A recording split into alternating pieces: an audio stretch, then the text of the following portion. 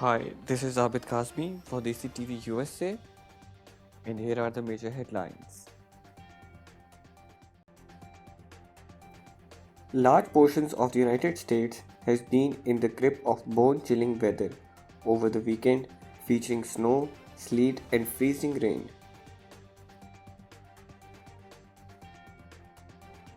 Monday brought heavy snow to the Midwestern US with residents navigating through heavy winds and bone-chilling temperatures. The National Weather Service said an Arctic air mass had spread southwards well beyond area accustomed to freezing weather, with winter storms warning posted for most of the Gulf Coast region. Forecasts call for the heavy snow and freezing rain to spread across large part of central and eastern sections of the country through Monday, with a storm front in the west likely to dump 1 to 2 feet of snow in Cascades and northern Rockies, according to the Weather Service.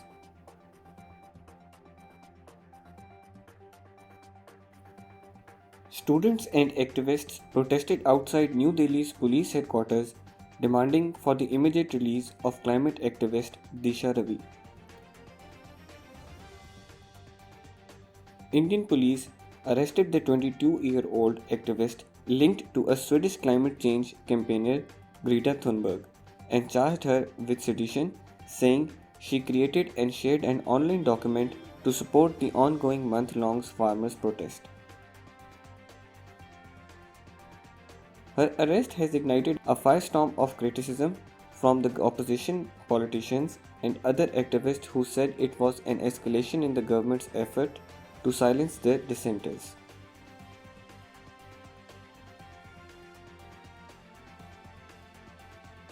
Iranian Foreign Ministry spokesman Saeed Khatibzadeh said that Iran will suspend its voluntary implementation of the additional protocols to the Treaty on the Non-Proliferation of Nuclear Weapons if other parties fail to fully fulfill their commitments by February 21. Khatibzadeh said the suspension does not mean stopping all inspection activities of the International Atomic Energy Agency on Iran, and Iran will continue to cooperate with it. He urged the United States to correct its wrong path and return to the Iran nuclear deal and resume fulfilling its commitment. He added, if United States lifts sanctions on Iran and returns to multilateralism, Iran will respond appropriately.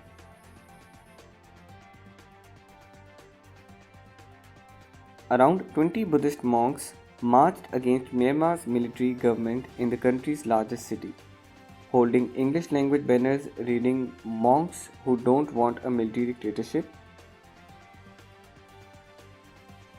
The monks protesters marched around the local United Nations headquarters, urging citizens to join their protest. Starting Sunday, the Janata Party deployed armored vehicles and more security personnel onto the streets of major cities. The United Nations Special Envoy has warned Myanmar's army of severe consequences for any harsh responses to protesters demonstrating against this month's COP in a call with the military leadership. Jaisri Shuja and Tamini only landed in Kenya just over 2 weeks ago, but they are already playing an important role in curbing the spread of the country's coronavirus pandemic. The three glossy white robots made in China and donated by Japan and the United Nations Development Programme have been put at work at Nairobi's International Airport, keeping it disinfected and monitoring arrivals for signs of the virus. The robots take their temperatures, record their data for storage, and in tone-flat English tells those not wearing masks to put them on, and those standing too close to others to respect social distancing rules.